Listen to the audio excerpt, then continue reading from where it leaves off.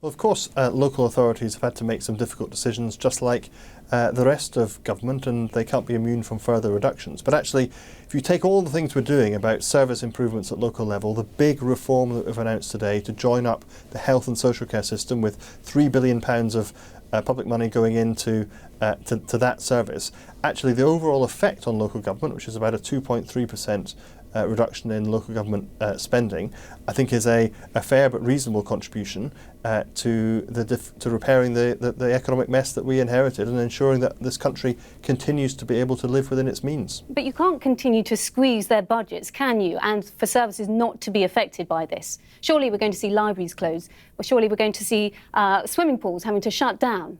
Well, the whole point of the big reforms we announced today is it's not about cutting services, it's about reforming the way our services are delivered. So but services will have to be cut, won't they? Well, each local authority will have to take its own decisions about that. But Danny Alexander, you're a Liberal Democrat and local communities are meant to be at the heart of what you stand for. Doesn't this all stick in the throat a little?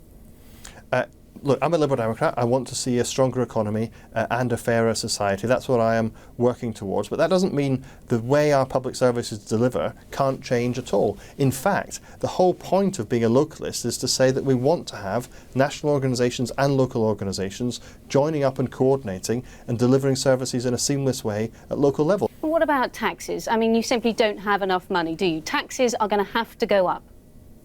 I don't accept that. One of the biggest things that we are doing as a government is massive tax cuts for 25 million working people in this country.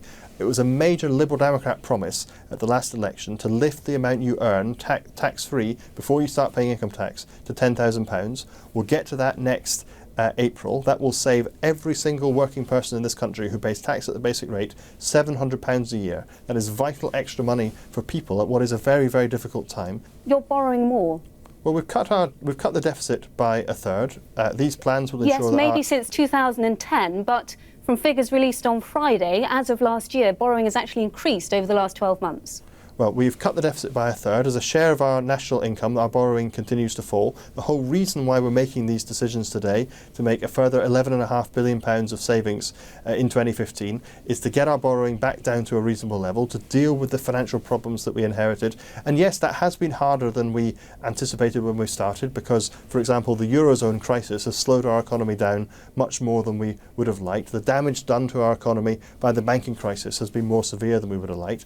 But we have to stick to this road because it's about maintaining this country's fiscal credibility. It's about ensuring that we have a firm platform for economic growth in this country. And of course, we're starting to see more positive signs in our economy, and that's a welcome thing. How many fallings out did you have when you were getting this spending review sorted out? Who were the tough customers?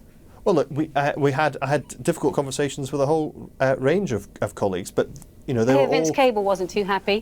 They were all civilised conversations where there was a shared endeavour to not just find the savings, but find them in the right way. And look, so I had detailed and difficult conversations with Philip Hammond, with Vince Cable, and with many others. The point is that together we were looking for the same thing. OK, who do you think you're going into coalition with in the next government? Well, look, let's ensure that we continue to stick to the economic plans and deliver the policies that were set out in this coalition government. The next result of the next election will be a matter for the British people to decide. So you think you have a preference? Look, it's not for me to have a preference, it's for the British people to have a preference. What we're doing as Liberal Democrats now is working in coalition with the Conservatives to clean up the mess that Labour left and to deliver our priorities of ensuring that our economy is stronger and our society is fairer. I think we're making a very good contribution to both those goals indeed. OK, Danny Alexander, many thanks for joining me. Thank you.